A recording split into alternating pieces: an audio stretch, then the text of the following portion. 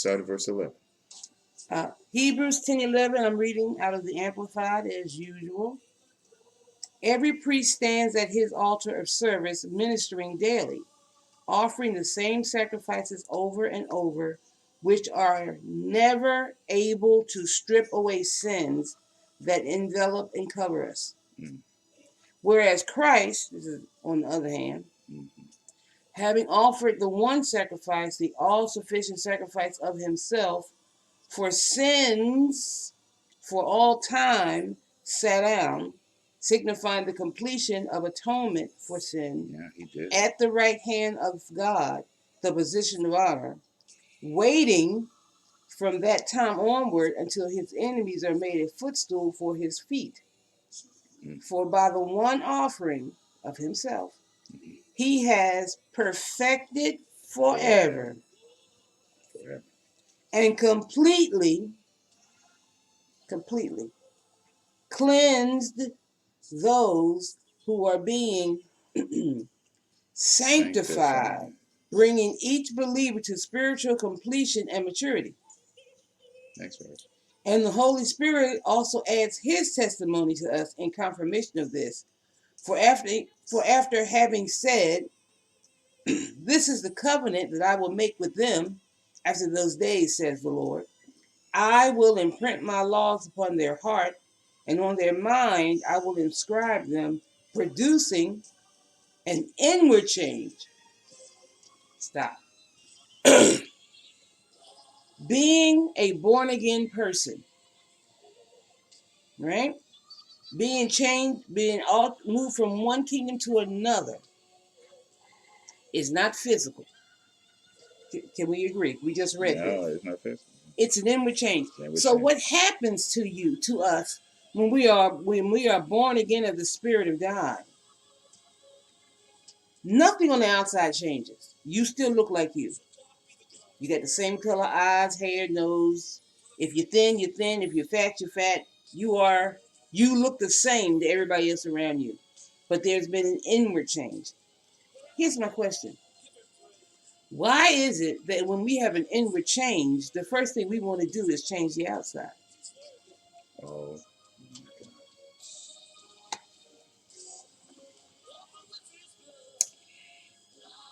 Okay. We don't think about, I've been changed on the inside. This is not the thing that we push. I have been altered inwardly. My spirit that was once dead to Christ is now made alive unto God. We don't think I need to feed that new man that's on the inside of me, nourish him with the truths of the word, which over time will alter your outward expressions.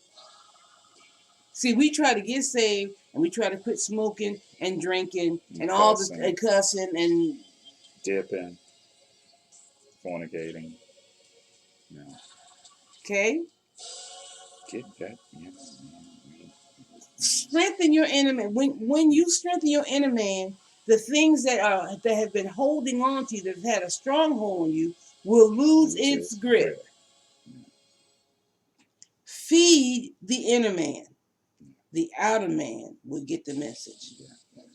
Oh yeah. Okay? Oh, yeah. So that's the new covenant. That's the new covenant. That's what you just read there. We try to change our clothes. We try to, we try not to curse like we used to and all. I mean, all these things. Should we? Yeah, we should. But it's when something is a habit, it takes a minute for it to lose its grip on you. I used to smoke. I used to drink.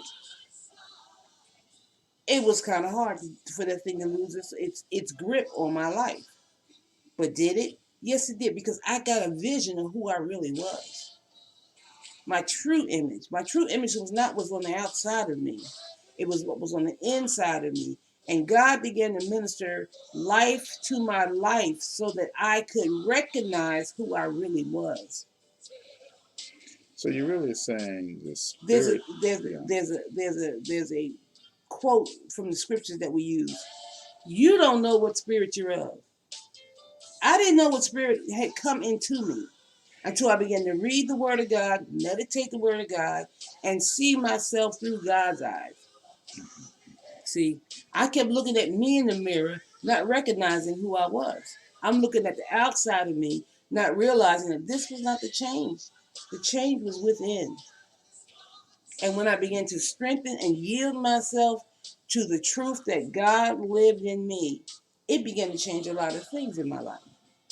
So what you're saying is the kingdom of God is a spiritual. It's a spiritual. So that's why we're reading this verse 16. I will imprint my laws upon their heart, and on their mind I will inscribe them, producing an inward change.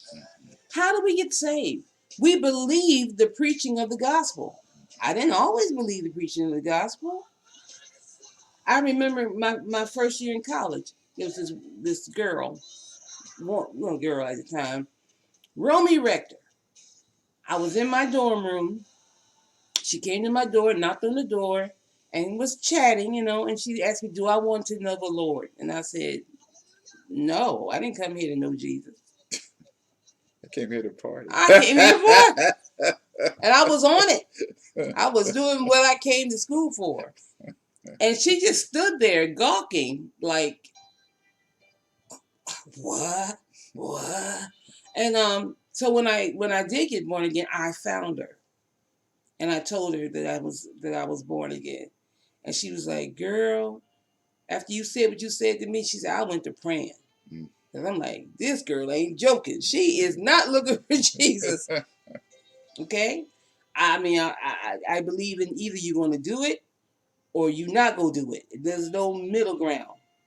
And I was not looking for Jesus at all. Yeah, if you're going to be a Christian, be one. Be one. Don't be half-stepping. Don't be half-stepping. So go all the way. I was not half-stepping. With Jesus. Right. Go all the way with it. Oh, go ahead. So this producing an inward change is what the Spirit of God came to do. And so when you get born again, you are changed within. Now you gotta renew your mind, and then when you finish that, renew it again. So it's a constant renewing day by day. Okay? Yeah, repenting. So repenting. So you can think God's thoughts. Yeah. Okay? Verse 17. He then says, and their sins and their lawless acts I will remember no more, no longer holding their sins against them. See the way that is formed? Read that verse again. And their sins and their lawless acts I will remember no more, no longer holding their sins against them. Now, how is God able to do that? How is he able to do that? Well, because of what he did. Because of what Jesus did at Calvary. Yeah, well, when we're reading this is a letter. It's a letter. This is not verses. This is a letter. And the letter, one thing's connect to another thing. That's how we write, generally. All right? It's a linear. So the covenant that I will make with them after those days, said the Lord, I will imprint my laws upon them. Where were the laws imprinted before? On paper, on scrolls, stones, whatever it was. The law of Moses was printed on that. And on their minds I will inscribe them. Now, to write the law of God in your heart and in your mind is different than what happened to them. They had listings of don't do. You mean the Old Testament? Yes, don't do, or do this, do that, or this will happen, or that will happen. The penalty for sin was always before them. Yeah. All right, that's the old covenant. In the new covenant, God is saying, because you've been translated into my kingdom, your sins and your lawless acts I will remember no more. I will no longer hold your sins against you. In the old covenant, they were always held before them. Every year they had a remembrance of the sins they had committed. Because it's not possible. It's not possible to take away sin. It's not possible. So because our sins are no longer covered by bulls and goats, but by the blood of Jesus once for all, God says that blood was enough to cleanse your conscience of dead sins, and I will not remember them anymore. Yeah. He will not remember them. He will not remember. Didn't say he couldn't. He said, I won't. Yeah. In other words, you did them, but I'm not going to remember them anymore. See, the terminology is key. It speaks of atonement and propitiation. God can righteously proclaim those that believe in him sinless for all time. Verse 18. Now, where there is absolute forgiveness,